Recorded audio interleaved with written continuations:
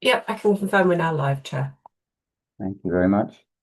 Good afternoon, everyone, and welcome to today's meeting. I'm Graham Spellman, Chair of the Schools Forum. I'm assisted by Jess Bayliss, who is the clerk, and by Sadie Owen, who will be our Zoom host for this meeting.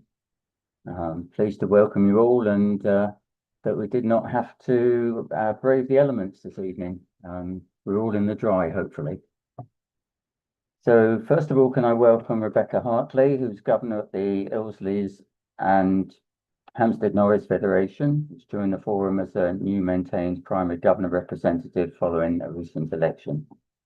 Can I also express thanks to Paul Davey, who has stepped down, especially for his input into the recent task force on the governance review. Our school members this evening, Catherine Burney, Libby Bucknell, Chris Prosser, Gary Norman, Kavish Bamfield, Jackie Davies, Keith Harvey, Michelle Harrison, Rebecca Hartley, Phil Spray, Charlotte Wilson, Edwin Towell, David Fitter, Chloe Somerville, and Stephen Lewis. And Lon School members, Richard Hand and Mel Godliman. The following members and officers from West Berkshire Council are also in attendance to advise the meeting. Councillor Heather Codlin, Portfolio Holder for Children and Family Services. Neil Goddard, Service Director for Education. Heine Thompson, Senior Finance Business Partner. Lisa Potts, Finance Manager. Claire Denner, Senior Accountant. Vanessa Grizzle, Interim Principal Educational Psychologist and SEMH Service Manager. Neil Ridley, Acting Senior Educational Psychologist, and Emma Ferry, Interim Service Manager for SEN.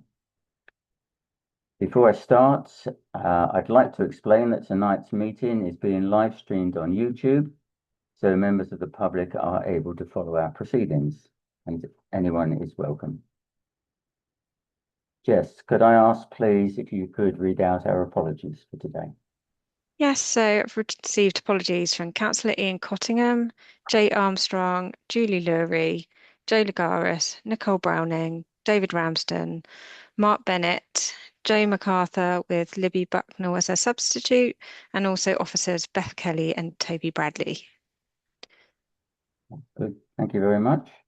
And can I ask item number 2, please? I can ask members of the forum if they're willing to accept the minutes of the previous meeting as an accurate record of that meeting.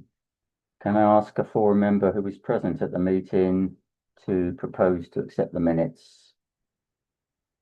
Can you see anyone? Thank you, Phil. And could I have a seconder, please? Thank you, Michelle. And Jess, could I hand it over to you to take the vote, please? Yep, so if you can indicate if you're willing to accept the minutes by raising your physical hand. Okay, I think that's nearly everybody. Yep, so they are approved. Thank you very much. I'll sign those minutes then.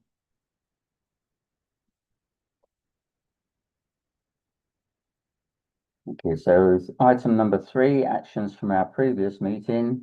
There was only one action, that was the a section to be added to the Constitution following the meeting acknowledging the AIDS funding group as a formal subgroup. This comes up under our next item. Well, it's item number 7 actually, and that's been added to the forum's constitution and published on the forum's webpage. The revised AIDS funding group terms of reference are also included under item 7 for our consideration this evening. Item number 4 then. We now have minutes of the meeting held on Tuesday, the 18th of November. This is a meeting of the Heads Funding Group, and that gives you a summary of what was discussed and the outcomes. Item number 5, declarations of interest. Jess, do you have any declarations of interest? None have been received in advance. Okay, does anyone have any declarations of interest they want to declare at this point? No. Oh, sorry, Rebecca. I know Jess knows this, but just so everyone else knows that I'm a school business manager at another school, as well as a governor of the schools that I'm representing here. Thank you very much. Item number 6, membership. Have you any update on membership, please, Jess? No updates this time. Excellent, thank you. I'll move on then to item number 7. This is the Heads Funding Group Terms of Reference. Neil, could you please just introduce this item?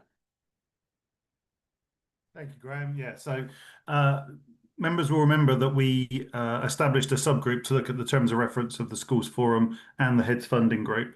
And this is the outcome of that work. So this is a revised set of terms of reference for the Heads Funding Group.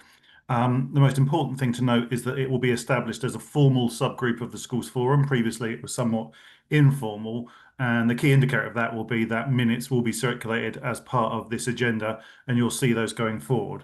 It was agreed that those minutes would be brief and simply action points to enable and encourage open and clear dialogue at the meeting, but that it was only appropriate that the Schools Forum members saw the discussion that would happen and any outcomes from that. And what you'll also see is that the reports will be updated with a section with Heads Funding Group comments on, as you see as we go through. You'll see those as well. Other updates for the Heads Funding Group, we're going to try and move it further away from the forum than it used to be previously to allow time for reports to be adapted or to reflect the comments or to be changed to reflect any comments that come through that process. And the Heads Funding Group will continue to be part of the governance of the Schools Forum going forward. It was also agreed that I would continue to chair that, or whoever's in my role will continue to chair that going forward, and that would be under that the terms of reference would be kept under review as you'd expect in terms of future meetings and those sorts of things. So it's a fairly brief item. You've got the terms of reference in front of you. I think we just need to accept those, Graham, if everybody's happy. Indeed, thank you very much, Neil. Has anyone got any comments? Any questions? No, okay. In which case then we need to, the recommendation is on page 13, number 2.1, that the Schools Forum approves the revised terms of reference for the Heads Funding Group as set out as Appendix A to that report. Can I have a proposal for that recommendation, please? Thank you, Kate. And a seconder? Thank you, Phil. Jess, oh, I think actually Sadie's going to step in as we've got a lot of votes this evening. Sadie's going to take this particular vote. Yeah, do we need to do a full named vote for this, Jess, or can we just say anyone who doesn't want to agree? Yeah, I think could do it probably by a show of hands for this one, to be honest. Yeah. Yeah, so I think a show of hands if everyone agrees with this terms of reference, please. Yeah, I would say that was carried. Good. Thank you very much, Sadie. In that case, I'll move on to item number 8, which is quite a complex set of circumstances. The recommendations are on page 17. Lisa, can I ask you if you'll take us through this report, please? Yes, sure, that's fine. So you will know that we issued a consultation to schools late October into early November around questions to support with the allocation of schools funding formula. The 5 questions are shown and answers are summarised in 4.3 on page 18. There are similar questions we've had previously, so hopefully that wasn't a surprise to anybody in terms of the context of those. So we had 20 responses. I think possibly we're going to go through each question individually in a minute, but we had a fewer number of votes on item 5 because that is just for our maintained schools. So there's only 13 responses on that one. Did you want to look at these, Neil, individually to get it, or are we just going to go for a vote? I think we probably need to, can we take items A and B first? Yep. because they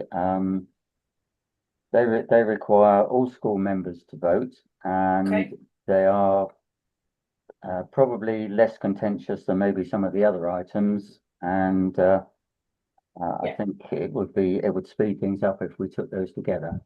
Does anyone have any questions on recommendation A to mirror the Department for Education's 26-27 National Formula funding formula to calculate the funding allocations, or B to address any surplus or shortfall in funding by adjusting the ORPU values?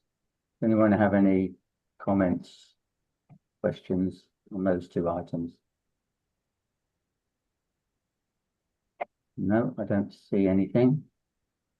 Could I have a proposer then, please, from among the all school members to adopt items A and B under 2.1 on page 17? Thank you, Chris. And a seconder. Thank you, Keith. Right, Jess, I think you're up with this one, please. Yeah, so a vote with all school members. If you can indicate if you are willing to, if you are for or against the proposal. So, okay, Catherine Burney, For. thank you. Libby Bucknell, For. David Fitter, For. Michelle Harrison, For. Rebecca Hartley, For. John Hewitt, For. Steve Lewis, For. Gary Norman, For. Chris Prosser, For. Phil Spray, For. and Edwin Towell. For. I confirm both of those recommendations are approved. Thank you very much, Jess. Then can we move on to 2.1C, which is to consider whether to apply a top slice to the school's funding to support the high needs block, and if so, at what percentage? Can I ask if there are any questions, comments? Thank you, Neil. Thank you, Chair. I just wanted to be clear about this one. So this is around the block transfer issue, and to reiterate for colleagues, this is a power of the schools forum. So you can make the recommendation will go forward as part of the council's budget setting process. There are processes beyond that. Just to be clear, what we haven't done and has been done historically is set out if the transfer happens, these are the things that funds, because of the scale of the deficit in the high needs block, the transfer is to reduce the overall level of deficit, not to give us additionality.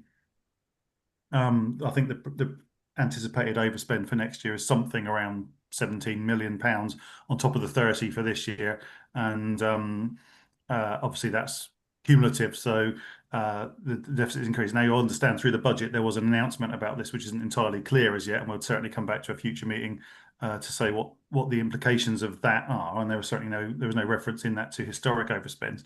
But nonetheless, I just wanted to be clear, Chair, that historically there may well have been, if the transfer happens, then these are the things that will happen, or these are the things that won't happen. Whereas where we are at the moment, because given the level of overspend, this is, a contribution from across the system to meet what we recognise as significant pressures in the high needs block, which does not detract in any way from the pressures in schools' budgets, which obviously we recognise as well. But that the increasing deficit in the high needs block does cause the council considerable ongoing and increasing pressure due to the interest that has to be paid on it. As we've discussed before, it's like an overdraft. So the government lets us have an overdraft, but it also we have to fund it. So we have to, basically borrow money to fund it, and that the interest on that has to come from the council, which is a really challenging for us. So Lisa's going to tell me in more detail I've got it wrong, but that's basically where we are. And I just want to be clear that, you know, one of the questions we sometimes ask is, if we don't do this, what will stop? Well, if we don't do this, it's not about that. It's about the overspend continuing to increase and those sorts of things, because there's no point having additionality when we're already so significantly overspent. So I hope that's helpful. Lisa will explain. It is. Thank you, Neil. Lisa, can you add something further on that? I was just going to add that based on what our current overspend is on the DSG as a whole, around 30 million by the end of this financial year, it's costing the local authority, I think it's around £900,000 in interest payments on that loan. So that's just to put it into context. Thank you, Lisa. Heather, can you please?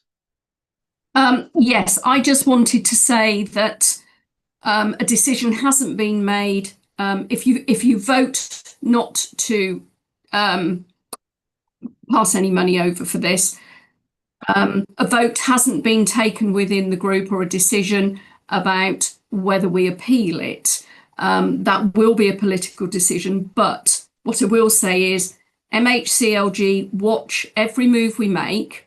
And if we have to go back for exceptional financial support, as we did this current year, and it certainly looks like we're going to have to for the coming year, they may well say to us, why didn't you ask for some money from the schools?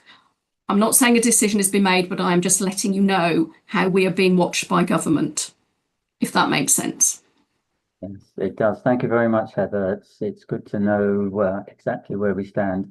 I see that the Heads Funding Group recommendation was for a 0 block transfer. But please, any member who's got anything that they want to discuss or comment upon now will be a good opportunity, please, before we vote. Thank you, Keith. So on the block transfer, so I personally voted for a 0.5% transfer for exactly the reason that was mentioned really by Heather and by Neil, that effectively we've got to do something to reduce this. However, equally, the Heads Funding Group, I did also feel is a very strong argument, and which I also agree with, that schools funding is not, schools haven't got sufficient funding really at the moment either. So it is a very difficult decision to make, and it's one that I don't think there isn't any easy answer to. But I just got a question really, which is if say 0.5% was to be transferred to the High Needs block, what effect would that have on the interest payments? I mean, it's not going to be massive, I know that, but what effect would that have? Lisa, do you have a quick answer? I know that if we looked at 0.5%, it's around a £700,000 block transfer from the schools to the High Needs block. I would have to check with colleagues who look after the Treasury side of things to see what impact that would have on our interest payments, because I'm not sure on that one. Thank you.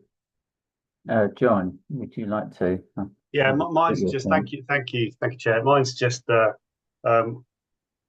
pointing out the reason why I'm going to vote like I'm going to vote. I'm against transfer, and which might seem strange because all my funding comes from High Needs block. My position on this is the same as it has been for years: is that it's such a small drop in the ocean, it has no impact, and it is for the government to come along and sort this. This is not going to be sorted in any stretch by any transfer of any money. In fact, local authorities across the country are all pretty much all in deficit. 30 million. This doesn't touch the sides. I'm not sure that the purpose of taking it from somewhere else to move in. I mean, we need a root branch change, but that's the position I'm going for. Is it just seems to be pointless. Sorry. Thank you. No, thank you very much, John. Chris, you're on mute. You're on mute, Chris. I agree with what John's saying. It is a drop in the ocean, and I feel it goes against what the SEND strategy is asking us to do, is to keep more SEN children in schools. So to keep them in schools, we need funding, and this will put the schools under even more pressure, and take away money that they haven't got already. You know, no schools are in a good position. So I just feel this is counterintuitive, and actually is going to put increased pressure on schools on just make a really small dent in the high needs block deficit. I just feel it's the wrong decision. Thank you very much, Chris. Fully understand. Does anyone else have any comments, please?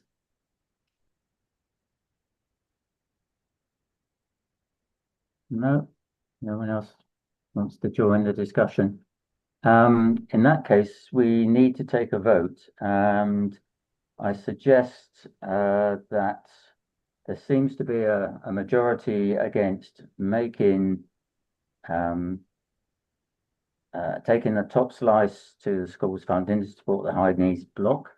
That's the Heads Funding Group recommendation. Can I ask for a proposer for that motion, that we make it's a 0% trap block transfer this for 25-26? Have a proposer for that, please. Edwin's got his hand raised. Thank you, Graham. Edwin. And David as seconder. Thank you. Would you like to take that vote then, please, Jess? Yep, so a vote with all school members again, if you can indicate if you're for or against that proposal. So Catherine Burney, Abstain. Libby Bucknell, For. David Fitter, For. Michelle Harrison, For. Rebecca Hartley, For. Keith Harvey, Abstain. John Hewitt. Can I just clarify? I do apologise. Can I clarify? This is for the recommendations from the Heads Funding Group. Yeah, for the 0% transfer. Thank you. For. Steve Lewis, For. Gary Norman, For. Chris Prosser, For.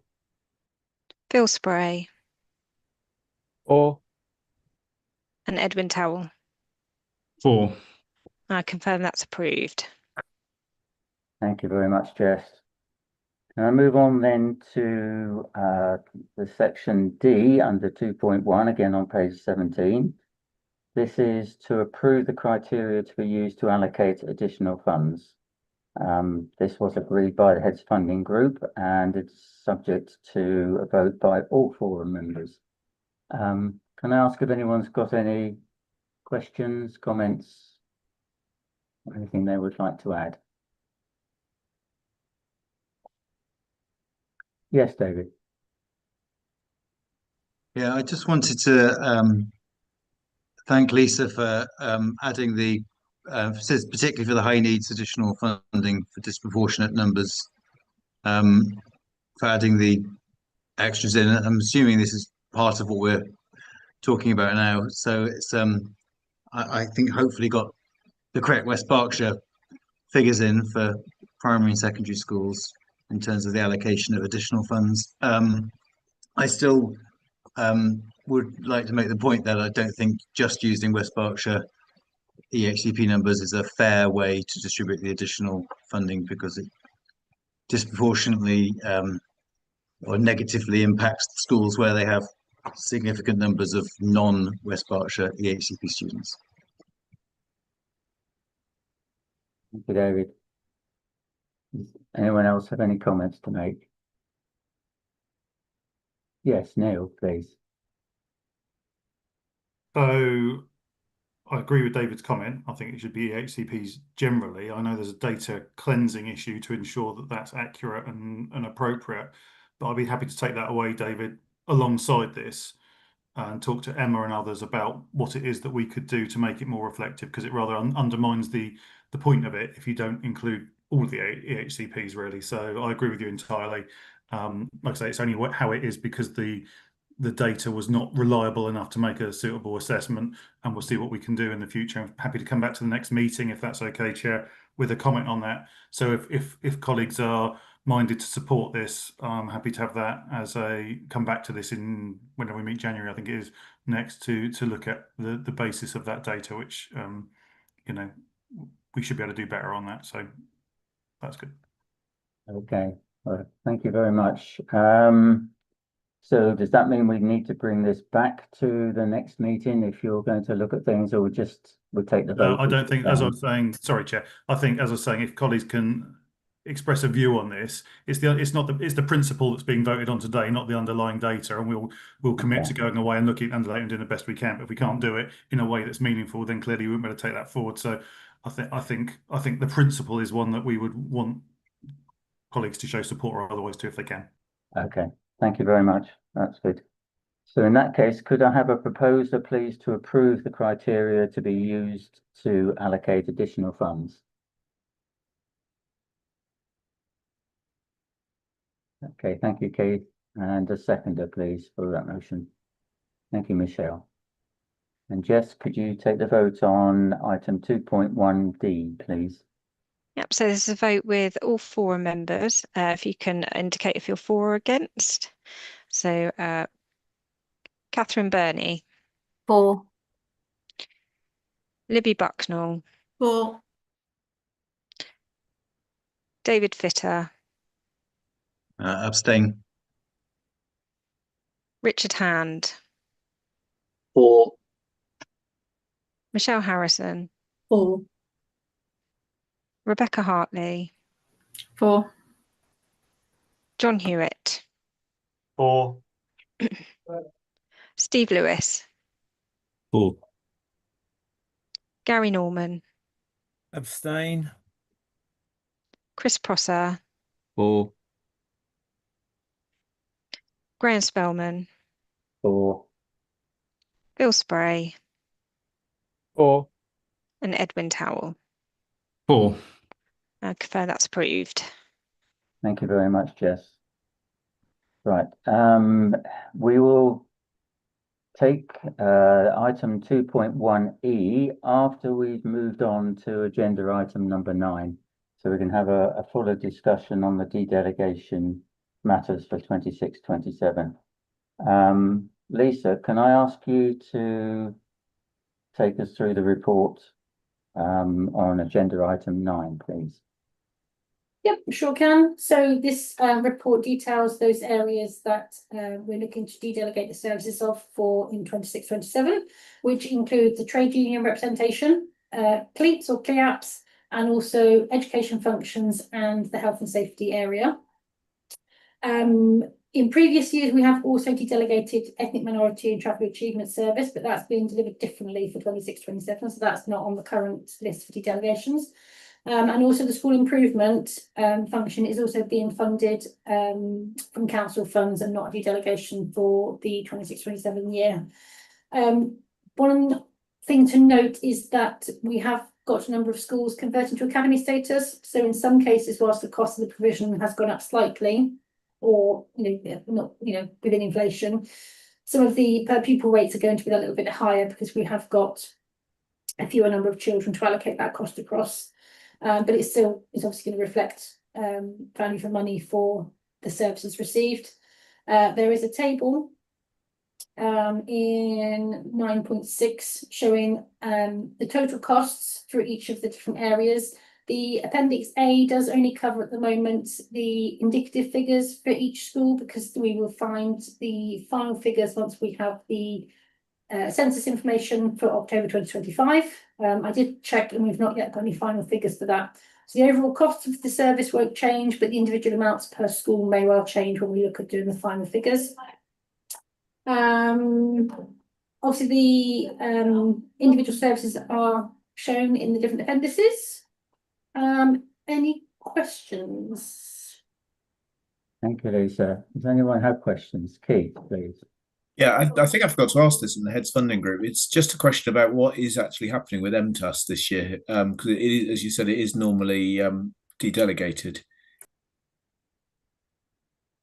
I'm hoping Neil can answer that one, because I do vaguely Sorry, recall yes. this, but I've only had a brief conversation.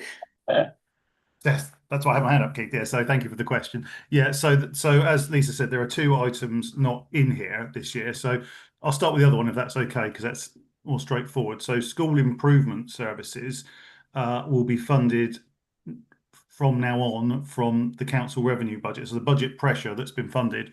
So that money will remain within schools that we've previously been taking back. So that's about £350,000. That's quite a chunk.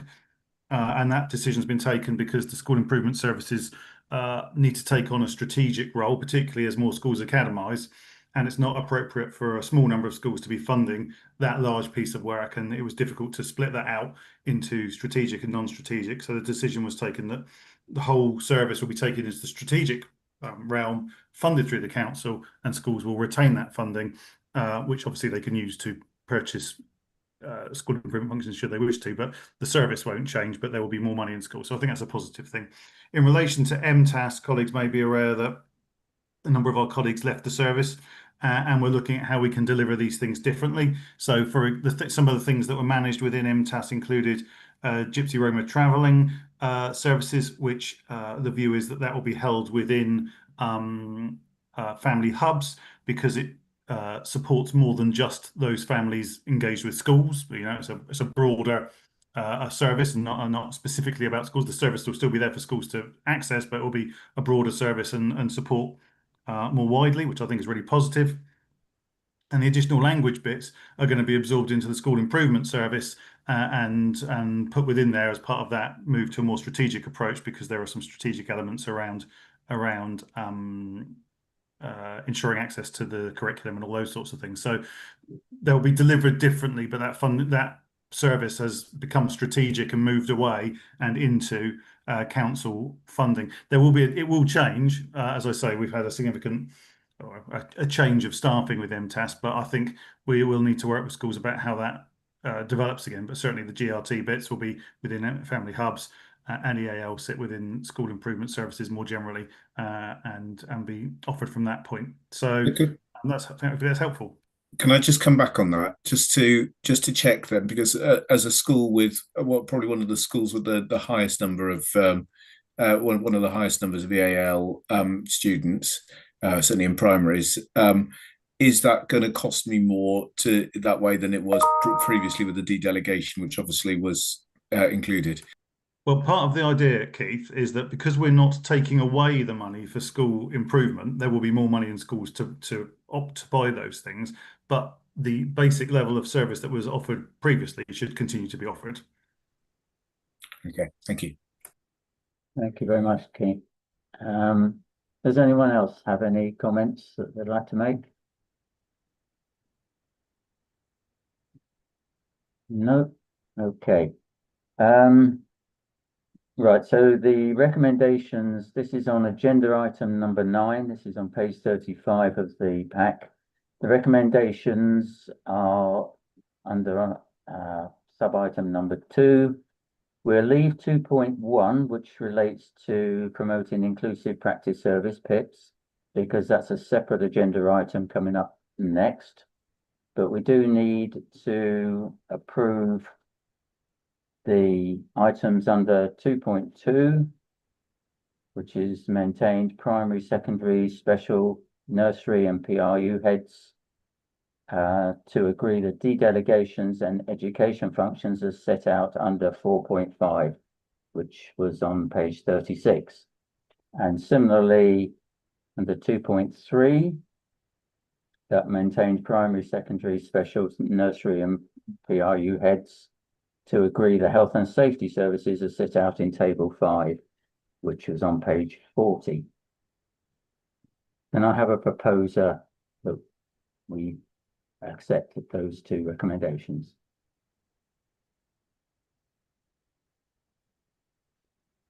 Anyone wishing to propose that? Thank you, Rebecca.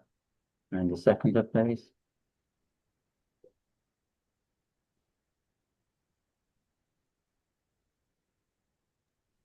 Phil Spray has his hand raised. Graham.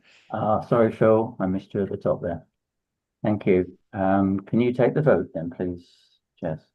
Yes, so this is a vote with all maintained schools. If you can indicate if you're for or against the proposals. So Libby Bucknell, For. Michelle Harrison, For. Rebecca Hartley, For. Keith Harvey, For. John Hewitt, For. Chris Prosser, 4. Bill Spray, 4. and Chloe Somerville. For. I confirm that's approved. Thank you very much, Jess. Right, so we'll now move on then to agenda item number 10, which is the Promoting Inclusive Practice Service. Can I ask Vanessa, can you lead this report, please? Yes, I will. Thank you, Graham. This report was submitted to provide an outline of the Promoting Inclusive Practice Service. It was formerly the Therapeutic Thinking Support Team, TTST, offer for consideration by Schools Forum to maintain the delegated funding.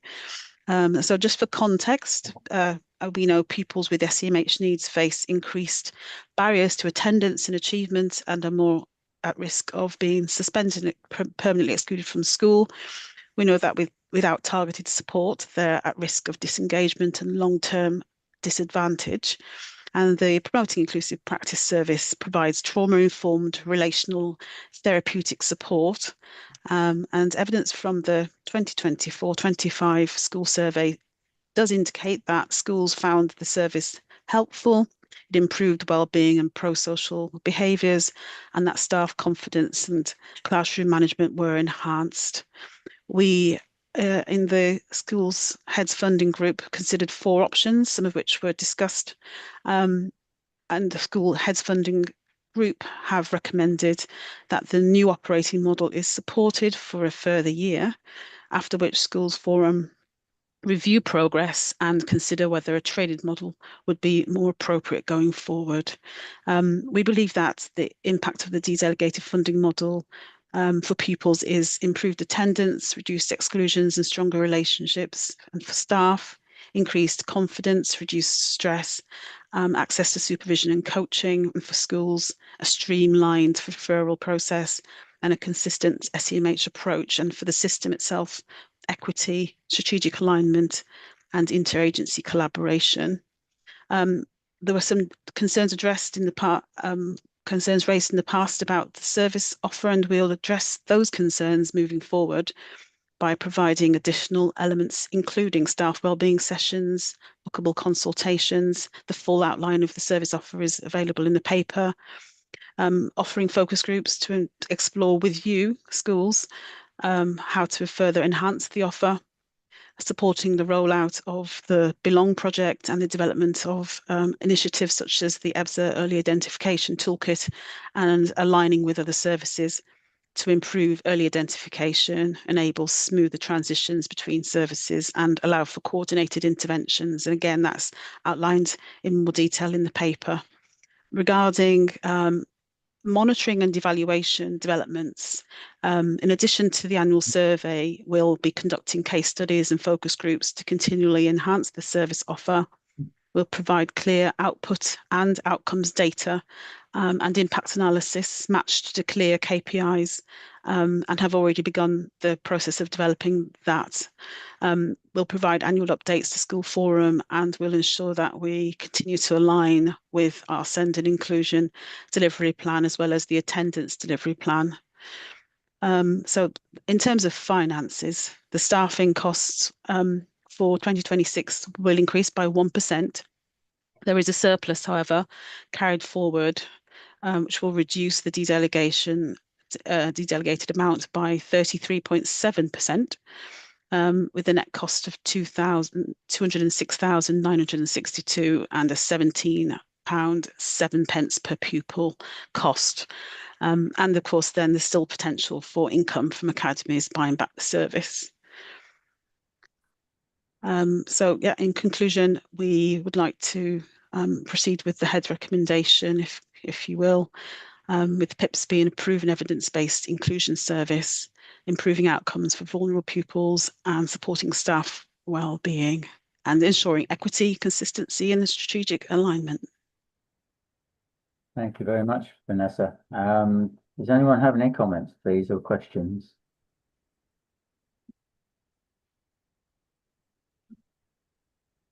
Yes, Rebecca. So generally, I'm in agreement that we should, de-delegate it for a year and then review. My only concern is that there's a lot of recruitment needed in this section, and if we de-delegate to all schools, they will expect a level of service. Is there a risk that they can't then be provided with that if we can't recruit?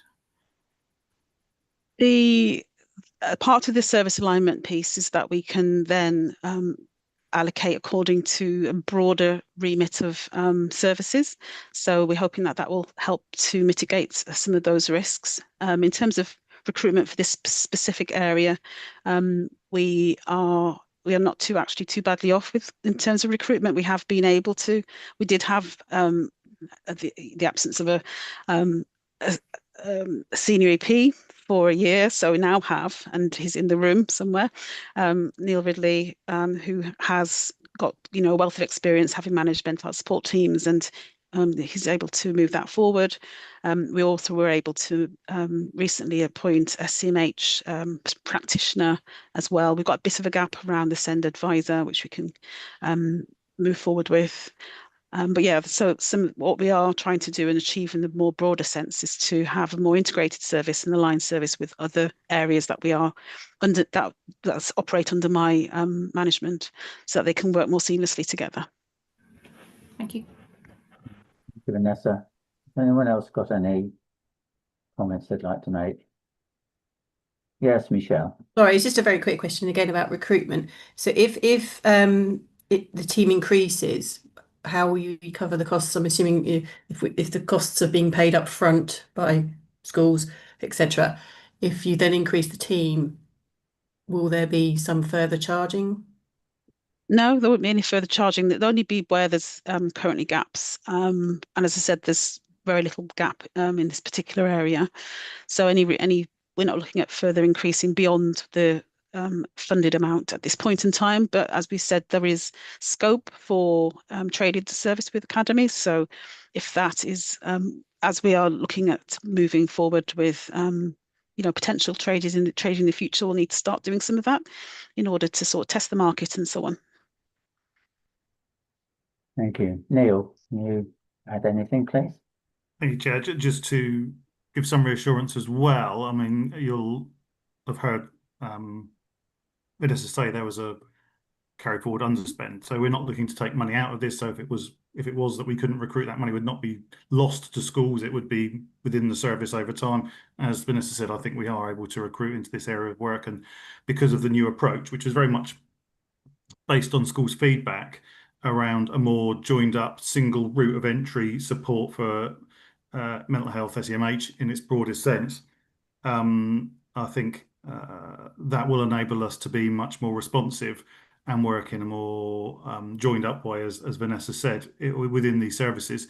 And there was quite a conversation about this at Heads Funding Group, and the recommendation was, let's move forward with this for this year. Let's see how this works and take a view beyond that. We're really happy to do that. And it might be that after that, we need to move to a fully traded model or to a differently funded model. But I think there is an opportunity here. I think it does bring consistency, as Vanessa said. So I was very pleased that Heads Funding Group felt able to support this for the year that they've given.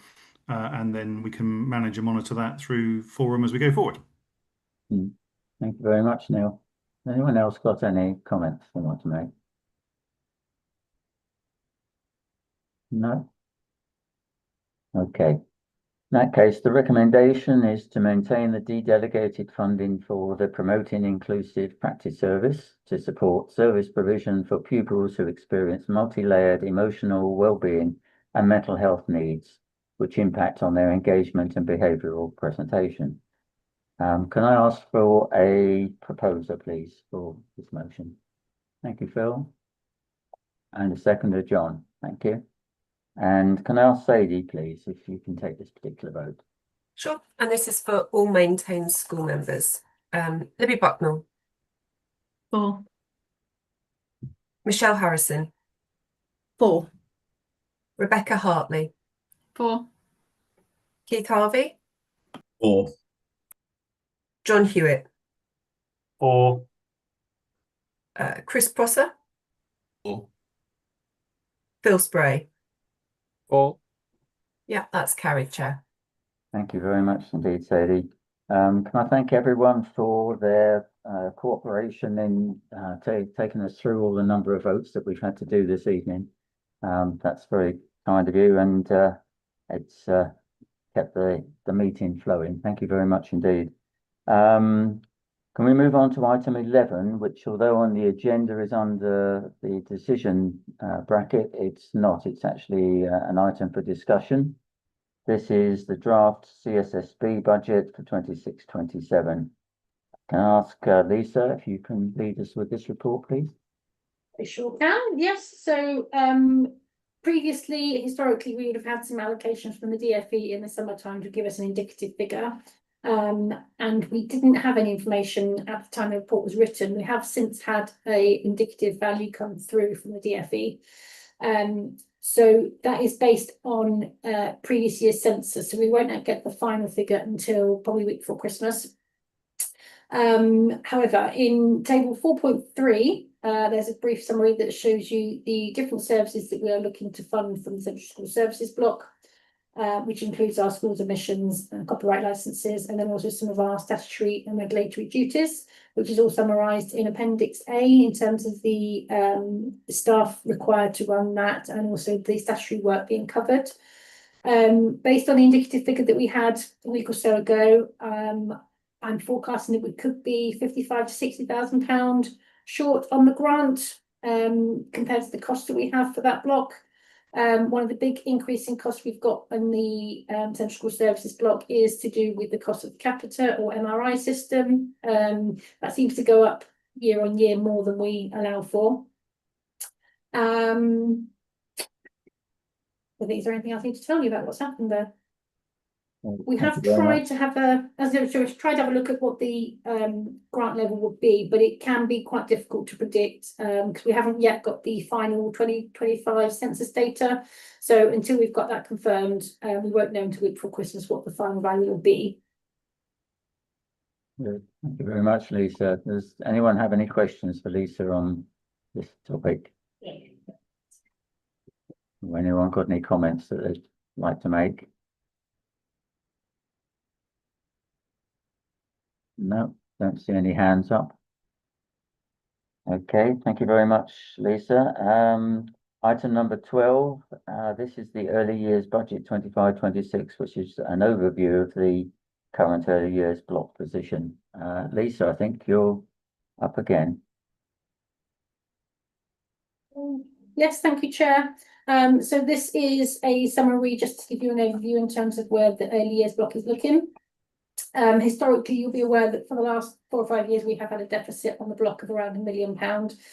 And whilst we had a deficit management plan in place, we've then had COVID and lots of things have changed. So that never ever really came to fruition. What we have had is some issues with some of the hours that are being calculated for us to provide an up-to-date report for you for the current year. So whilst the values that have gone out to our providers for the early years, the MRI or Capita system is having a lot of issues and giving us the reports we need to provide a forecast. So we felt it was key to be able to let you have an idea as to where things are currently. So what you'll be aware of is that we used to have a grant of around £10 to £12 million. But since we've had the new early years entitlement figures come through, that grant has increased to around 28 million. I've kind of got round the wrong way on this, but if we look at some text in 4.9 and 4.8, we are now to retain 4% of that grant in the current year.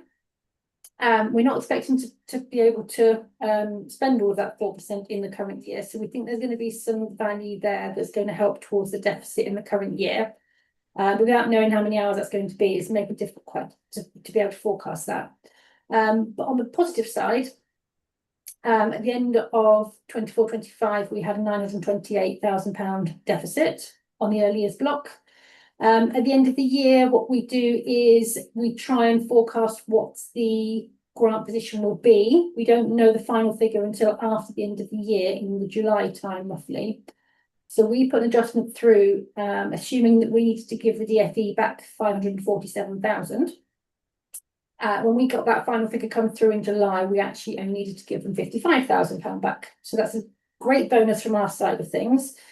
We have gone back and looked at the details to see where we went wrong with our estimations, and a lot of it is to do with these new funding streams for our younger children.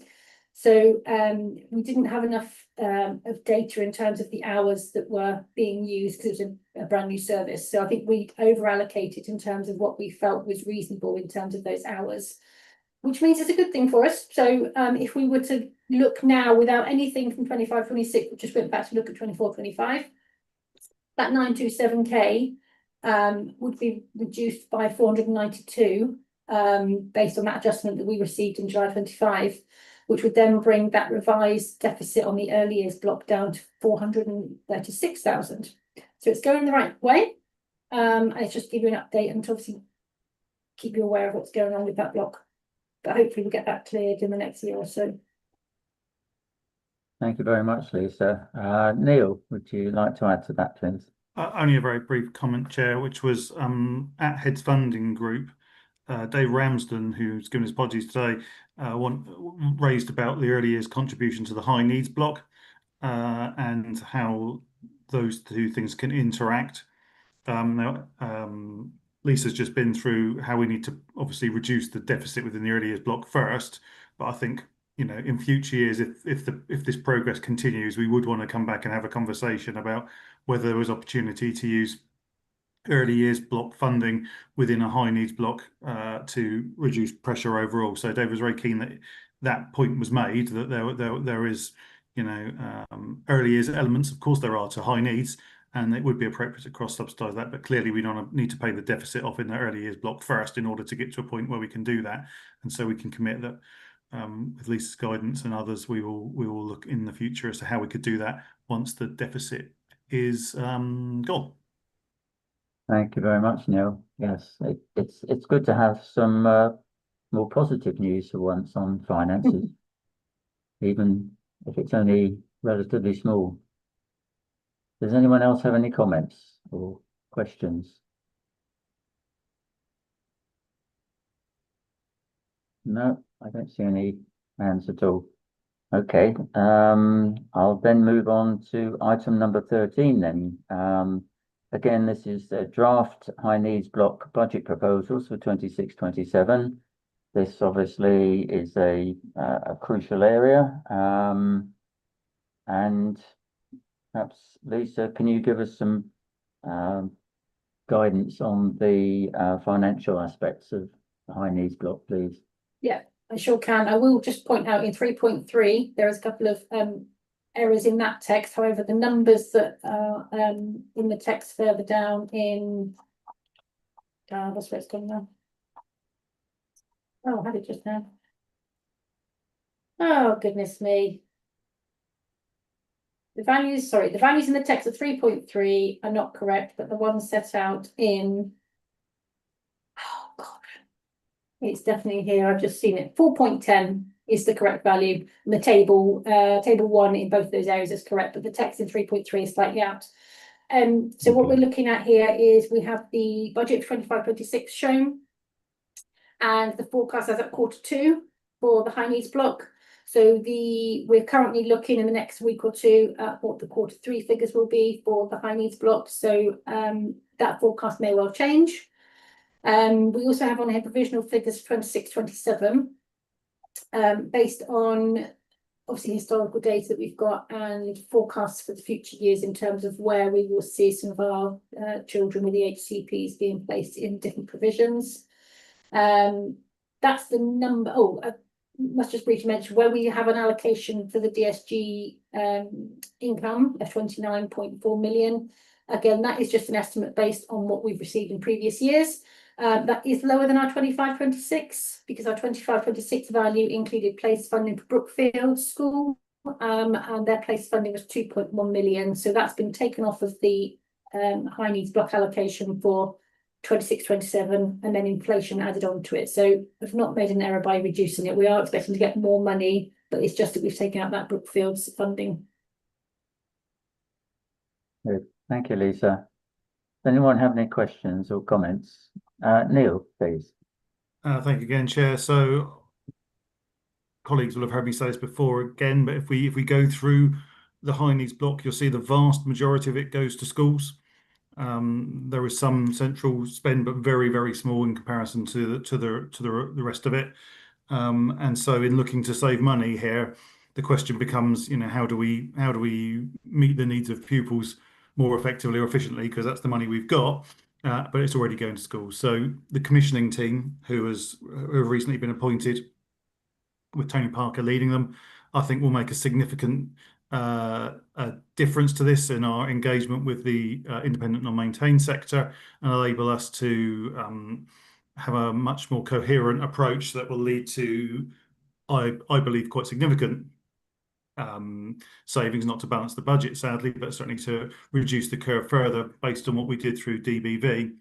And alongside that, you know, our continued investment in early help and the changes that we spoke earlier about SEMH and those sort of things are looking to, you know, reduce the rate of increase that comes through the high needs block. Now, clearly, we're awaiting the white paper next year. We've already heard from the budget that this will be taken over by government funding somehow from 2028, but you're yet to be clear about that. But you will see the deficit for next year is estimated at £17 million. The odd thing about that is it's not more. So historically, the deficits have almost doubled year on year, and we're not the only local authority to find that. But our deficit this year is 13 million and our deficit next year is 17. So my concern is that, you know, as Lisa says, when we go through this again in further detail and we get our allocation, those sort of things, it will go up. But for the time being, you know, this is as accurate a picture as we can provide at the moment. And the actions that we are taking are having an impact on reducing the overspend on the high needs block, but only, as I say, flattening the curve and not moving us towards a balanced budget as yet. But that's a national issue that needs a national solution, as you'll be aware. Other bits to this, so this does allow for the changes to the banding. So you'll be aware we had a banding review of SEND, and some of the bands, certainly the upper bands, will be at a greater value, and this accounts for that we will be paying higher values for higher need EHCPs, and that we also anticipate, you know, an ongoing increased number of EHCPs overall. So, like I say, this is based on the data that we have at the moment, and it will change. But from an overall position, it feels that the pressures that we face continue, and that's reflected in the deficit position, which sadly adds to the concerns going back to the interest issue we spoke about earlier and the cost that has on the council on an ongoing basis. Thank you very much, Neil. Yes, it's a very difficult subject for everyone. Does anyone have any comments, questions, please, on this item? Yes, please, Michelle. Just a very quick question for Neil. When does the new banding come into place, Neil? Will it be the next financial year? That's the intention. Yeah. We don't want to. We want to phase it in a sensible way. But yes, the answer to your question is it's budgeted to come in from next financial year. Absolutely. Although there may be some phasing in from earlier if we can make that work and agreement is found. So yeah, next financial year is the target. Thank you.